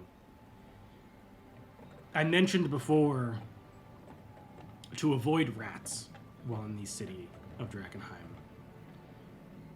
There's no confirmed reports of it. We didn't find a whole lot of information about it, but there is a solid rumor going around that all of the ratlings seem to serve some type of demonic god. It would explain their speed, their power, and their ferocity. I don't have any additional information apart from that. Quite frankly, once we lost the first two out of our group, we fled, and I didn't investigate any further. We were very quickly followed by those same rats, and further fell two of our group. So that's what I am willing to let go of and wash my hands of, because I have no idea about what's happening there. Thank you so much for sharing. You said the rat that you encountered, did they seem intelligent enough to communicate? Not to me. They seem to have some type of language between them. At least some level of communication was happening. And I would assume that if the rumors are true, they have intelligence enough to serve something, and have whether it's forced choice or free choice, they have some level of consciousness to adhere to the will of a higher being. But as each of you know, and kind of gestures around, including the three next to him, as each of you know, the gods have abandoned Drakkenheim. The gods are not here. There is really only one type of being that would speak to these rats, and it does not come from the godhead. Do they wield weapons, these rats? They do. Primitive. That's adorable. Unless they're trying to kill us. No, I mean obviously kill on sight. But at the same time, I'm very excited. Well, Right. that makes one of us. It's been a long day, long night for us all. Indeed. Let's get some rest, shall we? And again, I thank you for your hospitality as we leave this cursed place, never to return. And they each kind of settle down to sleep, kind of together. You know, they kind of just use their cloaks as a blanket. Use the fire for warmth, but they really don't want. It doesn't seem like they want to impose. They don't seem to really have anything on them to use as like a bedroll. It seems like they very much just like bailed, and just kind of start to lay down in a place that seems, at least for the moment, much safer than where they came from. We should take shifts just in case. I'm Oh yes, of course. happy to take first shift because I've barely taken my eyes off the hooded one. Yeah, I assume we're always taking watches. If it's relevant now, we can do that. Okay. Yeah. Very I- normal. Go for it. I'll take the last watch. Okay. So it's gonna go Ryan, Phalis, and then Erasmus for the watch. Yep. Cool. Great. Awesome. We'll start with Ryan. Go ahead and roll me just a D20. That's a 2. 2. Okay, great. That's a 2. So as the rest of your companions are sleeping, what are you doing? How are you keeping your eyes awake during this watch? Got it. This watch period. The night is young, but it is deep. It is a dark night. Light clouds, so there's less moon cover. Doesn't really bother you that much. Obviously you can see in the dark, but the ever watchful glow of the city of Drakkenheim, counterbalanced by the kind of almost flame glow of Emberwood Village, both within a couple hours walk of each other, seem to be counterpoints in the dark of this evening as you sit around the dying fire. Nice. I'm not actually having a hard time staying awake because I am so focused on what I've seen, and what I've seen is that's a monster, and that's a monster that killed my family. That is a monster in the same vein of what killed my family. That is an effect from the delirium that is almost my cause for being now, is I want to eliminate the monsters. I want to make this place safe as best I can, because what else do I have to lose? So I'm not having a hard time staying awake because I am almost PTSD, PTSS focused on that. Okay. That is incredibly useful because as you stand watch, you notice that Endra's form starts to convulse pretty heavily, and starts to become more violent as the minutes tick by. Hard to tell what's happening. The cloak is very heavy and covers her entire body. But at a certain point, you see the body formerly known as Endra shoot up and rip open the cloak, and it is now a full-blown dreg in front of you. I would hell like you to no. roll initiative. Yeah, no, hell no. Let's party. Super. All Nice. right. I am just a 12. Please roll. Oh. Wow, I one hit's gonna rolled less, kill so- us. Yeah, I rolled less than that, so yeah, you're good. Good. Okay. Okay, great. So it is your turn. The rest of your compatriots are sleeping still. Okay. There has been no scream that has happened yet. It's just stood up and essentially not like ripped off the cloak, but like torn through bits of it.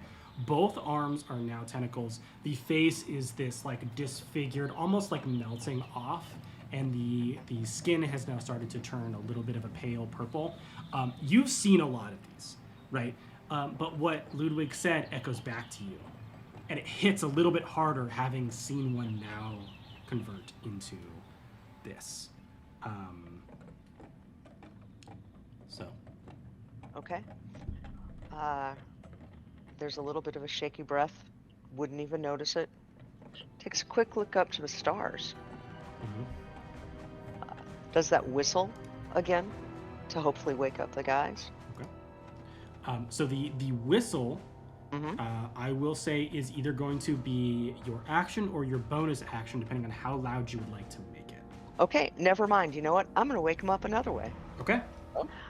I'm going to wake them up with With a bang. a bang. So, not playing. No, I see that, and there's only one thing I'm going to do, and that's Eldritch Blast. Love that. That's, Let's get it. Yeah, no, let's go. Oh my god, I don't even know what my plus to hit is. Come on, Laurie. Could you also shout to wake us up, though? Well, yeah, if you really want the bonus loud action, yes, incantation. absolutely can yell. Oh, yeah, that's a verbal component on that, yeah. Yeah. Oh, yeah. 100%. Yeah, and it's magic impacting mutated flesh. I'm sure that's audible too. Got it. Okay, no, we're good. Well, maybe we're good. 17. 17. Yes, you are good. Yes, you hit. Perfect. Go ahead and roll the damage. Perfect. As a bonus action, Mm-hmm. I'm gonna drop Hex on it. Okay. So we are gonna party with a D10. Come here, baby. There we go. That's 9 and 4 is 13 and a 6 is 5. 18 damage. 18 damage. Jeez. My Yep. God. So you, yes, it's okay. So this creature jumps up and starts to kind of rip the cloak off. You see these tentacles start to kind of spout out. It's very eldritch horror in the way that it's standing before you, but this is something you've seen before. It's something you fought before. This is your reason for going to the city, for doing your research. It's barely half a second, and you're like, nope, gotta die. Boom. Right in its face. And you see it's immediately kind of covered in a large wound and singed, and just kind of starts to do one of these. It looks incredibly hurt. That damage was amazing. Great. Yeah, it does not look great. Great. So we're gonna finish this turn, and then the rest of you are gonna go ahead and wake up. So go ahead and roll me initiative. Yeah. I'm going last. Yeah, Ten with for me. with monsters, we shoot first. What'd you get, Rasmus? I got a. Let's take a look. 4. Okay. And what'd you get, Phyllis? It's a 10. 10. Okay. Great. Ooh. Okay. Okay. So The creature kind of rears back and looks at you, Ryan. And what you see is you see anger. The problem is the anger doesn't look at you. The anger slips from you and looks down at you know to be the figure of Ludwig. And immediately one of the giant tentacles swings down on Ludwig, who at this point is just groggily starting to wake up. So it's going to roll with advantage because at this point he's prone because he's sleeping. Yep, that definitely hits.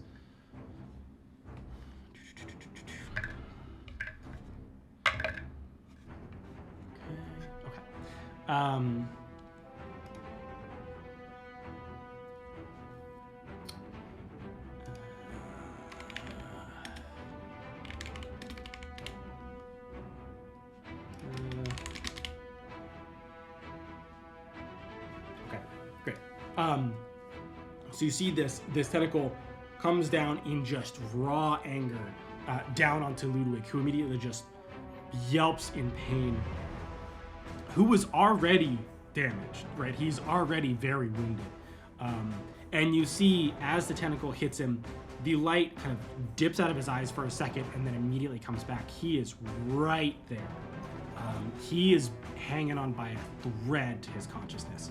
And the tentacle starts to wrap him up. So he is now not only prone, but grappled. And that is its turn. So we're going to go back up to the starting. Ryan, it is your turn again. Oh. You're Yeah. just first in the initiative order, so we're going back to the top of the round. There was like a quick round between the two of you, and now Fair enough. everybody's going to have a turn. I swear. Rinse and repeat. It's a nat 20. Love that. Shit. Isaac, it's your damn dice, dude. Make good dice, what can I say? His dice are rolling really low for me. Really? Well, God, like- they are loving the hell out of me. Twos and ones over here. Michelle got that magic touch. No kidding. So that's 2, plus 4 is my 6, my 5 is 4, that's 10, and double damage, yeah? Yes. Or no? Double Yes. die. Double die. Okay, double die, so that was 10, that's 14, and 18, 19, 20, 21, so 21 total. Love that. So you see the tentacle starts to wrap around. Whether it's anger at this creature that, quite frankly, you know doesn't know any better, or whether it's some vain attempt to save everyone that you can because you couldn't save those that came before. The amount of energy that you have pumped into this thing, it almost explodes upon contact. It doesn't, but it gets really close. Essentially, it smacks and it's just kind of like starts to split and splinter, and you see it just the tentacle unwinds from Ludwig and it collapses on the floor and starts to smoke, and it lies before you dead. And so now the night goes still once again, as each of you kind of wake up essentially to this charred, deformed corpse in front of you. Ludwig hanging on, not doing great, but hanging on, kind of pushes himself up and looks over and just is a deep sigh and just goes, I thought we had more time. I rush And over to him to Yep. offer healing because I have healing spells. Okay. I am going to rush over to Endra and examine her body, see what kind of mutations she's got going on. Okay. Night. So how much are you going to heal for on I On a say, limit? are you all right with me giving you some healing from whatever gods you believe in? Yeah, any would be helpful just to get me back on my feet. Much appreciated. With the imaginative understanding that we are going to finish resting for the night after this ordeal, is it comfy that I just pump all my healing into him? It's up to you. I mean, it looks like this seems to be the only thing. So if you can fall asleep again after this incident, by all means, you will still retain your full, because it's basically just the beginning of the evening. Like if you had fallen asleep at 10, it's like midnight, so you would still really get the full night of sleep. Right. So I have only 2 spell slots, but seeing how close he is to death and knowing that. Well, is he going to rest? Actually, I've been like, I guess what I'm asking from him is to tell me to signal if he expects to heal and take rest now, considering that he's safe, or that he's okay with being have that buffer of not being in danger. So go ahead and roll insight Okay. on him as you're next to him. And then for you, Phaelus, go ahead and roll investigation. Well, either investigation or medicine. Absolutely. Whichever you would like. I got 15. Is there any way it could be intelligence medicine? Sure. Yes. Cool. Because this is kind of like your thing, so that's fine. Yep. Okay, so you got a 15. It looks like Ludwig is, at this point, kind of pushed beyond the edges of his sadness. Ludwig will find no sleep tonight. Okay. So I say, I know you said you don't have much to offer, but in terms of the ways of Drakkenheim, are we obliged to take the belongings of Endra that would serve us in our adventures into danger, not so much the sentimental things, for this healing that I offer you freely otherwise? Take what you will. Oh yes, and as I That said, is- and I'm gonna hand. He's got him a bone saw. Yeah, he's like, I'm gonna take that opportunity to like take a break, go over, hand him 10 gold, and then go back to what I was doing. he's at this point, Ludwig is just through the motions, right? So just like hand open, the gold drops in And- into his pocket, and just kind of goes, "That's not Endra any longer. Do what you will." There's like a part of me that's like still trying to figure out this character, and I'm not gonna lie, like streaks of the strangest evil thoughts are poking in, and it's so weird because I'm like, why is this character like being like, but I could pretend to be casting healing and put him to sleep, and we could take everything. You know? I'm like, stop it, stop! This isn't what I No. designed you for. You're a good person. This kid is dark. He's got some strings of dark in him. That's funny. He's got some dark in him. He's talking to me, but I'm going to give him a healing points per gold Isaac gave him, apparently, because Okay. he's going to get 10 as I guessed healing word, and that word will be peace. And you Take see, peace. when you do that, he kind of.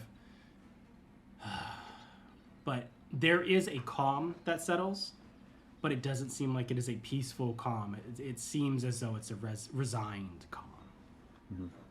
Settled over. Fair enough. That's a 16 on the medicine check.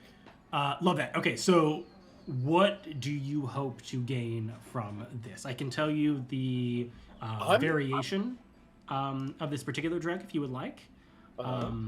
What else are you looking for? I can give you a little bit about that particular variant.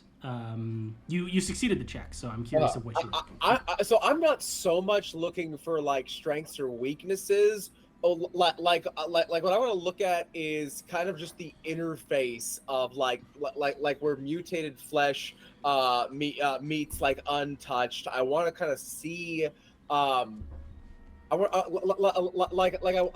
to see what this process looks like, as a means of just kind of like deepening my understanding of how delirium acts on the body.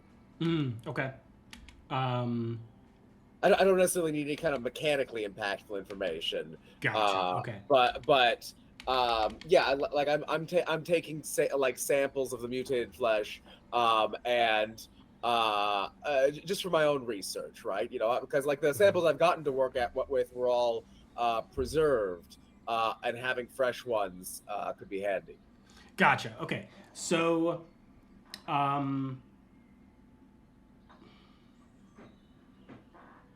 okay. Okay, so I will give you a mix of stuff because you succeeded your check. So I Cool. will give you a theory. So it mechanically will be a theory. It will have to be proven out in the future, but you can have some thoughts with it. So the way that Endra was moving with the mutation that she succumbed to, it seemed to create like a tentacle-like or like a slithering-like effect over her body, and it almost seemed like very much like a worm that if a piece is cut off, or it's almost like it can move freely kind of wherever it needs to go. Yes. Or more like an octopus. So it can fit into really small spaces, at least what you think. Size you'd have to kind of figure out in the field, so to speak. But it looks like it has the ability to fit through really small spaces. It obviously can hold things with its tentacles, so it can restrain things, and not just like by holding them, but like wrapping them up. And then usually, kind of work with its tentacle in a variety of ways. One of the things that you get from it that is not mechanically based is kind of what Rayan has known for a while, is delirium is a crystal. It is what causes what's known as the haze. The haze is the magic that exists within Drakkenheim, but the crystals are kind of the conduit points, I suspect, of the haze in its own way. So if you were to pick up a crystal delirium that is not worn out or hasn't faded and is still strong with the magic there, it's very common that you will be contaminated and then corrupted, and then your body will give way to becoming what is known as a Drek. Absolutely. The variations is almost random. So, at least from what you've heard, there's no rhyme or reason to why the mutations happen in the way that they do. And does it seem likely that the arm that touched the crystal is the one that transformed into the tentacle? It's hard to say. It's a good assumption. Okay. And that's like skin to skin contact. And then is there is the effect different with just close proximity? It would be difficult to say without further investigation of it. But based on what Ludwig said, and then kind of piecing things together that it's at least being within physical touching distance that causes the most contamination, or the highest risk of contamination. It's a pretty good guess to say that skin to skin is the highest risk. But there's always going to be some level of risk, I think, if you're touching a contaminated substance, even through like a glove or something. And do I detect any lingering trace of like the kind of corruptive magic that transformed Endra, or does it seem like that has been expended? It seems as though it's been expended. Okay. It's fading, and so it's very trace amounts, not enough to be really worthwhile in terms of studying the haze. Most creatures that die within Drakkenheim kind of release that magical energy. You'd have to be pretty quick to catch it. I mean, like, does it seem like had we not killed her, she would have continued transforming, or I see. About as mutated as she was going to get? It seems as though it's about as mutated as she was going to get. Okay. Yeah, it's possible that things continue mutating, but it doesn't seem, at least in the studies that and kind of piecing together what you just saw and what you just witnessed, it doesn't seem like they get stronger after they change, because essentially the person gives way to the contamination, and once that happens, it's like they will continue to kind of morph and do all of these things, but they are fully that creature now. And it doesn't necessarily get stronger or anything, but it might shift a little bit, like the tentacle, they might be able to fit through a wall or whatever, but they don't necessarily like gain mechanically anything. Right. But they are at that point somewhat in harmony with the delirium, and not as deleteriously affected by it anymore. Yeah, there are rare cases that and Rayan, you've heard rumors of this as well, that there are some that it's exceedingly rare, so much so that it may as well just be hearsay, rumor, and hope, that some retain their lucidity and some type of awareness that they have changed. It doesn't necessarily change the fact that they are changed, but that they might remember some level of their former life, or their awareness of their current fate. Yes, well, based on what Ludwig told us, that seems plausible. That seems achievable, even.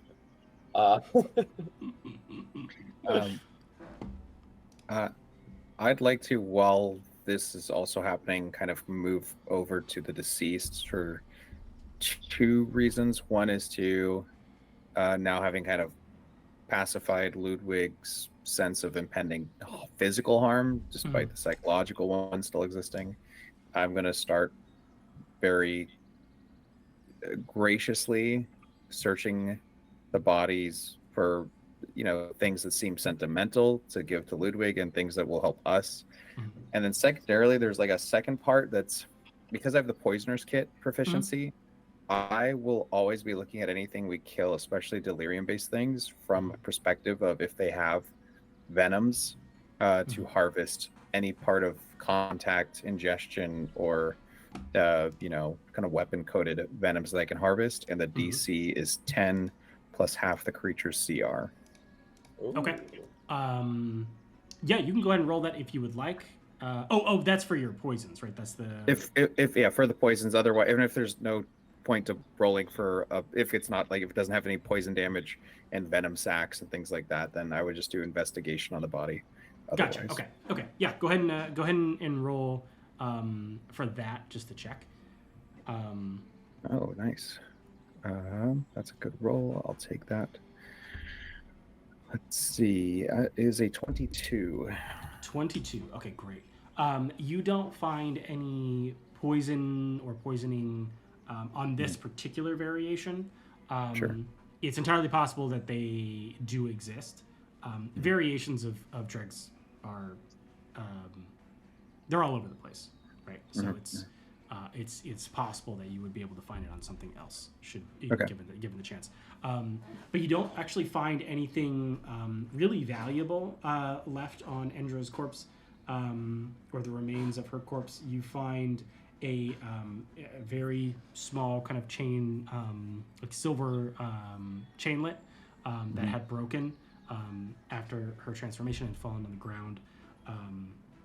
But really everything else, the gloves, the boots, the pants, the tunic, the cloak, all were kind of ripped in various different ways to fit this new kind of monster. And so there's not any really usable items left, or usable gear or anything left on Hendra's. I was also checking to see if she'd hidden delirium on her, like greedily, like the foolish zombie bite situation. I see what you're saying. No, you do not find that. It looks as though, from what Ludwig said and what you cannot find on her body, you don't know how long she held it for, but it was long enough to corrupt her body, and then was dropped on the ground quickly, whether it was immediate or whether it was a couple hours and it was in her pocket. Whatever that looks like, it's not on her now. Okay. So. And is she still pretty much right next to Ludwig? Is the body pretty much right there in the same space? It's in the same space. Ludwig and what is his name? Rickard have kind of moved back towards the campfire, kind of away from everything, and or kind of just sitting next to the campfire, kind of in a daze. I would like to ask the...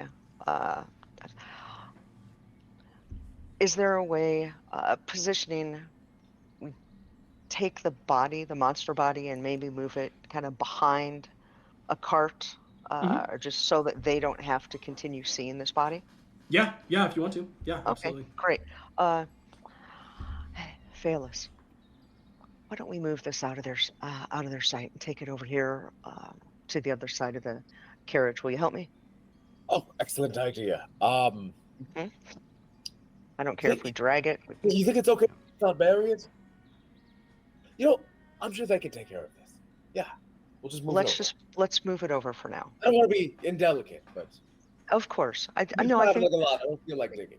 I think we're doing the right thing. Let's just move it out of their sight. Yeah. So they don't have to look at it. So we help it, we pull Okay. it over, and Um, then and I'm assuming we pull it over, Mm-hmm. kind of look at each other. Three of us have been together. We know what's up now. And I am taking a look at this, and I'm taking a look at the body, and I'm particularly looking at the tentacles. And I just say to it, this was the best outcome for you. And now, the destruction and devastation that you and your kind have wrought, you're going to give a little bit back to help us. And I pull out my dagger, which, upon closer look, is a chef's knife. And I'm making fillets of the tentacles. I'm cutting some pieces of meat off the arm, taking it with me. I've got a little bag that I'm going to put it in. It'll hang out, an air dried little jerky. This is what I do. And that's why I wanted to move it out of their sight. I'm yeah, distracting no, them. I think that was well considered. Yeah. Yeah. I'm distracted them by offering the broken chainlet to anyone who has the sentimental connection to the memory of this person. Yeah. Ludwig takes it in his hand, same hand that he received the gold for the body. Very similar, kind of numb. Takes one look at it, puts it in his pocket, kind of nods in thanks, and just kind of goes back to staring into the firelight. You can tell that the both of them are really shaken by this one, because it happened they had made it, they had survived, but they didn't, and so that's really that you could see it in their faces. It's kind of gonna eat away at them for a little while. All right. I know of what Ryan does. I don't know she's doing it right now. Yeah. I think But- this is what I found out. Yeah. Oh shoot, my damn camera overheats. But go on. But yeah, I'm gonna finish my watch up, and then go over to Erasmus to wake him up and be like, "Hey, you're up next. Yeah, watch out for Ryan. Yeah, keep an eye on that one. And I'm gonna go to sleep." Okay. What do you mean? Watch out for her. I don't think I should say just now, but Oh, is it the cooking thing? yeah. Is that normal? What's normal? I don't know. I think the right question I is. came from academia. I think the right question is it harmful? Right? Well, I mean, from a medical perspective, probably, yeah. Like if it doesn't interfere with her work, then that's fine. But, I guess I just won't worry about it for now. But don't like it. You're trying to you're trying to rehabilitate the family name a bit. You got to keep careful eye on who you're seen with. I understand. She seems to like it. It doesn't seem to hurt her. I don't partake. I imagine one day when we're starving and we're in that place, a dark, dark place, I'll know that she can use that magic to glean nutrition from anything. And I kind of suspect it'll be us in that situation, but okay. Right, Ryan would never. Just keep an eye open. I'll keep both open tonight. We're a good company. You have a healthy awareness for trust, and you've taught me a lot. I'd say this: I don't trust anyone at all, fully. But Quite right. Ryan has proven herself to be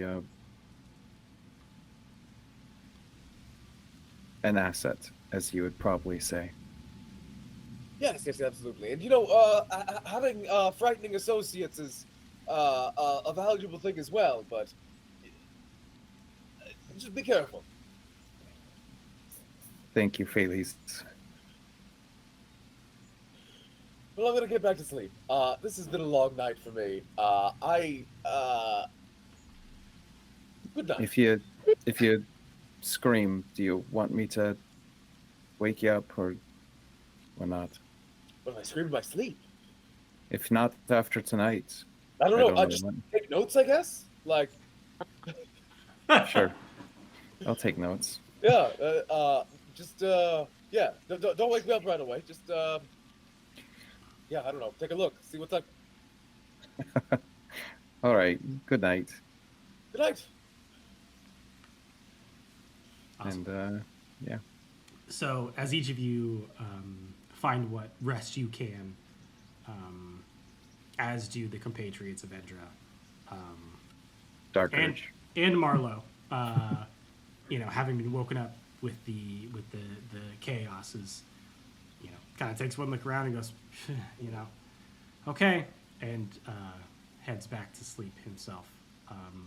And each of you awake in the morning. A strangely calm morning considering the evening's events, which is always a bizarre feeling. Almost feels as if it was a dream. Doesn't really get easier as you wake up in that particular morning and you see that Ludwig and Ricard have left already and have left a note that is kind of left under a rock from where they were sitting with the fire having burnt out. Reading the note, it's very quick, it's very simple. Reiterates, beware of the city of Drakkenheim. There be monsters. And follows up with a appreciation for your help, appreciation for your safety, and a place to sleep. And wishes you best of luck should you choose to continue down the path that you are heading. And reiterates that he will not be ever returning to this particular place, nor will he ever be returning to claim his estate at Drakkenheim. Ooh, that helps us because to I'm know. gonna write that down. Yes, though. If we like, who the hell wants an estate in Drakkenheim? Hey, it's free real estate. yeah. It's On- like somebody offering you like a plot of land in the desert. It's just like, okay, you have some free land to pay property taxes on forever. That's not good for anything. Yeah. Well, right now, no one's paying taxes. That's And true. the That's one true. thing that I can say is this is the one piece of land outside of my family's that no one's going to come and say, hey, that's my family's, I'm going to kill you. So That's it's true. just one less worry that I would have trying to, redeem Drakkenheim and then all that work to live somewhere where someone comes back and goes, oh, now that's a livable space. Get out, squatter. Yeah. Yeah. That's Great. Yeah. So as each of you wake up, you see Marlo and his son kind of starting to get the wagons ready to continue on to Emberwood. They're talking kind of back and forth, and basically just goes like, wow, I've never seen someone affected by delirium before up close. I've heard stories, but it's never been a thing that's happened. They're kind of going back and forth of like, yeah, it was really weird. That was really bizarre. What an effect. I'm really glad we don't go into Drakkenheim. That would suck. Kind of tit for tat as they kind of prepare the horses and get the wagons ready. But they seem like they are ready to head out and continue their journey to Emberwood. Outstanding. Let's make tracks. All right. Each of you ready? Kind of clambers on, gets back on the wagon, and goes, all right, well, on to Emberwood. And he flicks the reins and starts the caravan moving forward once again, leaving behind the remains of the delirium dreg that is Endra. And off to your side, you see the looming, always present city of Drakkenheim. And before you, you see the bustling, lively not necessarily happy, nor quaint city of Emberwood home for some of you. And that is where we're going to go ahead and end tonight and our session 0 of the Dungeons of Drakkenheim. Thanks for showing up, guys. I'm excited to kind of Thank continue this. you. This is going to be great. It's going to be a wild ride. So I love the idea of someone hey, else Beth. coming across the filleted corpse of a dreg. Yeah. Like that. It's not just the corpse of a dreg. It'd be like damn, if somebody came across a sea monster and someone's making like sushi out of pieces of it and left out I like don't know Oh, yeah. how obvious the distinction between like the cut bits and the blasted bits is gonna be. Like someone who like really does an investigation might Right. be able to Geralt determine of that some of the Rivia cuts is were following post-human. us. Yeah. and he's It's- like, we got monster eaters ahead. It's kind of seared, with the Eldritch Blast. Wind is This one howling. can be force or Gwent. radiant. Laurie, So, you know they're radioactive, right? Like, so interestingly, a feature of my background uh-huh. is that I have the ability to make food okay. So I can literally, my understanding of this, Uh-huh. this is all good. I can do this. So I am a I like to imagine you're just I'm covering unhinged up little the off flavor with a bunch of like chilies. yeah, you make it really Make- spicy. It'll taste Garlic. great. Make something salt. spicy enough, there's no way to know whether Absolutely. it's spoiled. Hey, look, I grew up in the restaurant business. That's my background. I am absolutely unhinged and, well, not absolutely unhinged, but yeah, no, you know what? Mm-hmm. You're Come gonna, here. look, yeah, with the amount of spice you're putting on it, you're gonna be on the toilet like for a while afterwards, regardless. So like, And you're going to be enjoying some lovely dredge at some point, I'm sure. Need a little jerky? Here you go. absolutely not, absolutely not. Listen, research for research. That's not research. That's that's not the kind of research that he wants. See, okay, Josh, now I have an additional goal. To get slip Phalanx to eat Phalanx a some, monster. some dredge jerky. There was like a like a gentleman's society that Darwin was a part of. They were just kind of like in a competition to Oh. eat as many different animals as they All the could. exotics. Mhm. Yep. Yeah. Well, the backstory, the reason that my family and I didn't get killed when the meteor hit Uh-huh. is because we'd left Drakkenheim to go to Emberwood Village to get some exotic meats for our Gotcha. restaurant. Gotcha. So this is, it's ingrained. Bring the exotics. Yeah. Bailey's is full like he grew up in and then spent like 40 years working in a wizard academy. Like he's seen some depraved things. But at the same time, he is unsettled right now. That was not my intent, but I'm also not mad about it.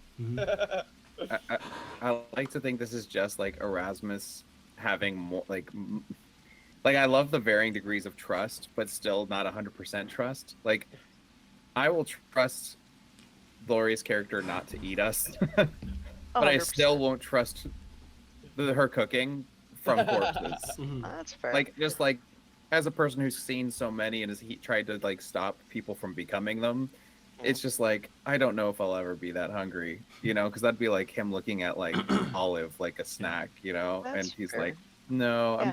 I'm not gonna go that way. Now, I suspect that there are times, though, that we work together a little bit with a corpse to get out, if you want the venom sacs, if you want the things. It's like, oh, well, while I'm taking this fillet That's so out, true.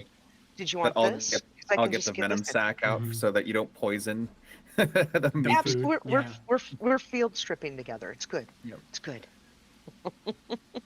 Yep. Oh, this We have is a fun. scientist, a chef, and a like a naturalist together, What is just it? Going looting cursed everything from a city. corpse. Yeah. Aspiring like, monster slayer, I- monster I- slayer, protector. I feel I've like treated like or probably not treated, but I've probably like dissected people who have like died of prion diseases. Like I'm absolutely not eating something that used to be a humanoid. Like Yeah. Yeah, the You know brain what? proteins. like I don't have none of like I don't have like a moral squeamishness about it. I have like an intense like squeamishness derived from like I've read a lot of stuff. You know what? Over time, assuming I live, I suspect that there'll be some recognition and respect of that, and maybe I'll be like, "Hey, look, what's over there?" So you look to the right while I'm. Maybe you don't have to see it. Oh Maybe God. you don't have to see it.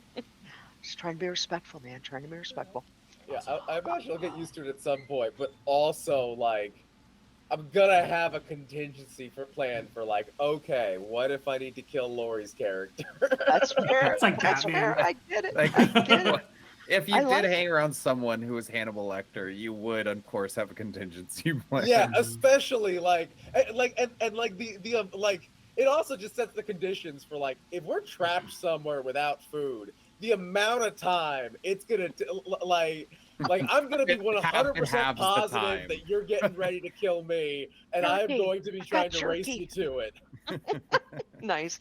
I've got jerky. We're fine. Oh, okay, Josh, this is awesome. And how, Yeah. Josh, how'd you dig it? How was it for you going through the first thing? Oh, I loved it. You know, How it was it was for you? paced a little bit faster than I expected, but that's great. Kind of gives me a good the pacing. combat and then blasted through the second one. Yeah, which is awesome. You know, I mean, like Uh-huh. that to me gives me a good pacing, understanding, and kind of where and how to set up for the next one. You know, this And is Laurie- Don't assume we're all doing that damage, by the way. Yeah. Oh, I was no, like, that was- don't build your next encounter Well, with that- Laurie. but yeah, that's the beautiful thing rolls. is that like Yeah, this the crit- encounters are the crit was- hard. Was awesome. Yeah. So like this one is just to give the vibe, right? Yeah. The next encounters, I don't. It'll take a couple until I think everyone kind of understands the difficulty level. Because they're none of them are really impossible, apart from a couple of them. But those ones are meant for a very specific thing. You know, but you are going in a level above the starting, considering you are a person down. Got a whole 6 extra hit points. Yeah. So, you know, I know that level doesn't count for a whole awful lot. Well, 5 extra hit points. Every little bit. Every Exactly. little bit. Yeah. So as long as it keeps the three of you alive, that's what we're going for. Oh, you know, you might want to rethink eating what I cook because at this point you get, if you eat something that I made, you get an extra 2 hit points. Oh, I'd love it. Those I'd 10 love hit it. points? Is But it healing or abs- temporary? It's the chef. It's the chef feat, right? Yeah, think it's yeah, 10 it's the survivor. Oh, it's a different one than I. Yeah, Yeah. Chef is Yes. really good. I Yeah, like no, chef it's- a lot. Chef's I'd one of love my those favorites. hit points, but I'm not risking. I understand. Uh, I understand. We'll not see. risking getting a brain wasting This disease. is not the campaign for eating your friends' tentacle sandwiches. It says knows how to purify food. I got this. I do not trust that. And for me, it's a moral. My I character, it's a understand. moral thing. Out I of understand. character, I understand what the mechanic says. In character, I've definitely known some arcane researchers who are like, it's perfectly safe, and and right I before thought they went brainworms. Like so how smoking, was healthy for you. Yeah. The research will change. New information or will like- show up. or like chemists, right? Fun fact about chemists: you can Google what any chemical tastes like, and we know Right. because chemists won't stop eating them. Like. It's There's just like- that moment in Baldur's Gate where it's like, stop licking the spider. You licked a There's- spider. You did that. That is something Yep. you can't undo. There's no poison we haven't tried. Speaking of like That's so weird funny. Victorian gentleman societies, Yeah. there was a gentleman society that just got together once a month to take poison together, and then so they could take notes on what it felt like to get poisoned. It's called the Drinking Club. Okay. I was just about to say it sounds like the bar. Yeah. Yeah. They did different poisons every time. And yeah, they would just all poison themselves every time they got together, and get very sick. Did they keep one who didn't take the poison so that he could regulate everybody He could be else's the poison control group. trips? That'd be so Right? fun. He's Yeah, they weren't like the fun kinds of poison. They weren't like trying to discover like recreational poison. what does this mushroom do for me? Yeah. They Right. just wanted to expand human knowledge of what being poisoned is like. Man, I mean, that's I'm the glad. equivalent of being like just rich of different eras. That was Mhm. like what rich people must That- be have the time and the carelessness to do.